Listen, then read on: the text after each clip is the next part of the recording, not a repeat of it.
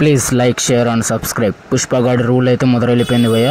Advance బుకింగ్స్తోనే records అయితే create చేసింది. అలాంటిది ఫస్ట్ డే కలెక్షన్స్ అయితే ఆల్మోస్ట్ 100 రికార్డ్స్ అయితే బ్రేక్ అయ్యాయని చెప్పొచ్చు. హిందీ నెట్ వచ్చేసి దాదాపు 72 కోట్లు అని అఫీషియల్గా మైత్రి మూవీ మేకర్స్ అయితే ప్రకటించడం జరిగింది. ఇది దాదాపు హిందీ హీరోస్ కూడా సాధ్యం కానీ ఒక అచీవ్మెంట్ అని చెప్పొచ్చు. మన ఖాన్స్ని కూడా వెనక్కి నట్టేసి మన పుష్పగాడి రూల్ అయితే అక్కడ మొదలైపోయింది చెప్పొచ్చు భయ్య. టఫ్ కాంపిటీషన్ అయితే ఇవ్వబోతున్నాడు మన ఖాన్స్కి, మన అల్లు అర్జున్ గారు. చూడాలి ఇంకా ఎలాంటి రికార్డ్స్ అయితే క్రియేట్ చేయబోతుందో ఈ మూవీ. ఫస్ట్ డే కలెక్షన్స్ వచ్చేసి దాదాపు 294 కోట్లు అయితే కలెక్ట్ చేయడం జరిగిందని అఫీషియల్ న్యూస్ అయితే రావడం జరిగింది భయ్య.